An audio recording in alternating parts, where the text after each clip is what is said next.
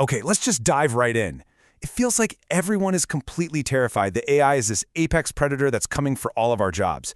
But what if that's just completely wrong? Technologist Vlad Tenev thinks we're actually on the brink of this massive evolutionary leap. He calls it an AI-driven job singularity, and he thinks it's going to spark a Cambrian explosion of new opportunities. We're talking single-person unicorns and careers that honestly look a whole lot like leisure. So why does AI feel so different this time? So much scarier. This quote from Tenev really nails it. Think about it. A hammer, a spreadsheet, they just sit there until we use them. But AI has the potential to act on its own, to learn and grow and maybe even reason. We have no idea what its limits are, and that uncertainty, that's where all this anxiety is coming from. It's a tool that can literally leave the toolbox, and that changes everything. And what's really fascinating is the total shift in our collective mood. Tenev talks about graduating from college back in 2008, right? In the guts of the financial crisis. It was a time of huge economic fear. But then, the iPhone App Store launched and it unleashed this incredible wave of technological optimism. Today, it's the complete opposite.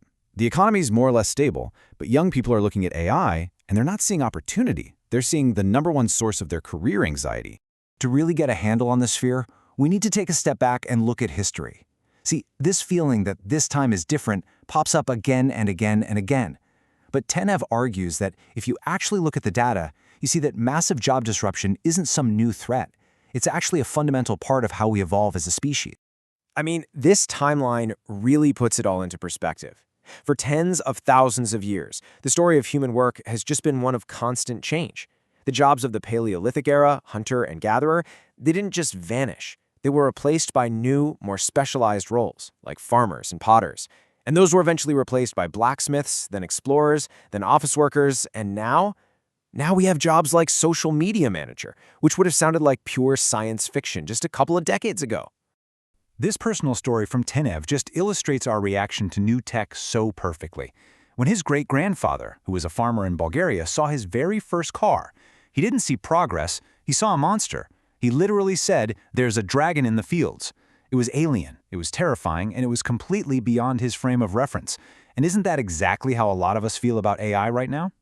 The evidence of this constant job evolution is literally written into our identities. Just think about our last names for a second. Smith, Potter, Butler, Butcher. These weren't just names, they were professions. They were family trades that have, for the most part, completely vanished from our family trees.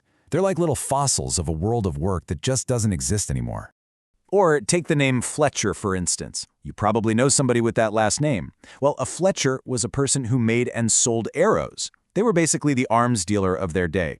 That job is almost entirely gone, but the name sticks around, this little echo of a profession that's now obsolete. So here's the big takeaway from all this history. Job disruption isn't a bug in the system. It's a feature. It's the whole point of progress. We actually want the old, hard, difficult kinds of work to disappear, right? Every single innovation that saves us time and makes our lives easier is, by its very nature, a job disruptor. In a way, progress is the process of eliminating labor. Okay, so this brings us to Tenev's core thesis.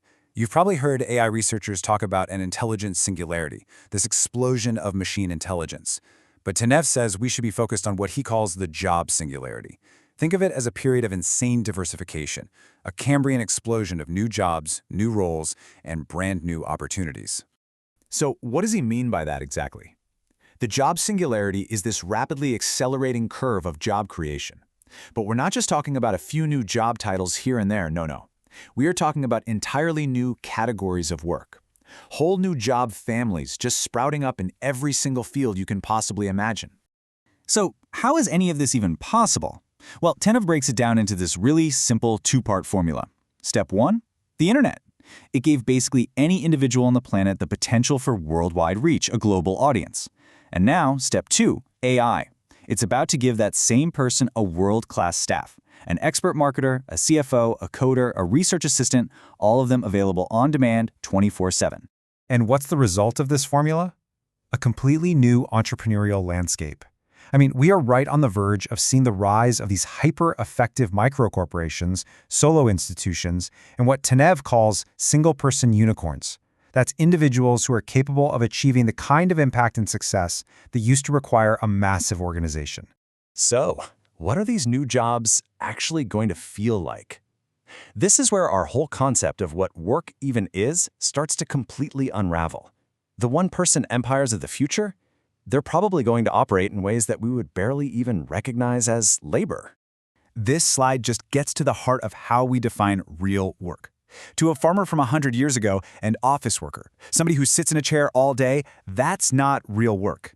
And to that same office worker today, a modern creator, a podcaster, a gamer, a YouTuber who just talks to their friends on video, well, that doesn't look like real work either.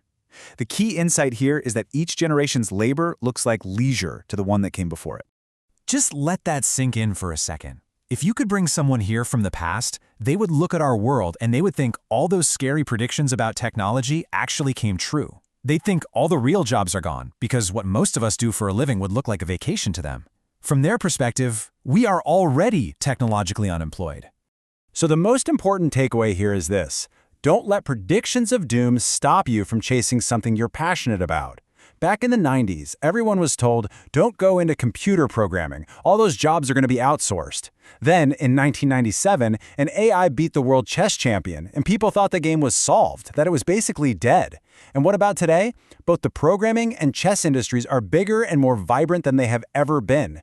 Our predictions about the future, they're often just spectacularly wrong. Which brings us to our last and I think most important question. Instead of asking what jobs AI is going to take away, let's just flip the script. If, starting tomorrow, you had a world-class AI staff at your command, a whole team of experts ready to bring your vision to life, what would you build? What kind of one-person empire would you create? The answer to that question, well, that just might be your future.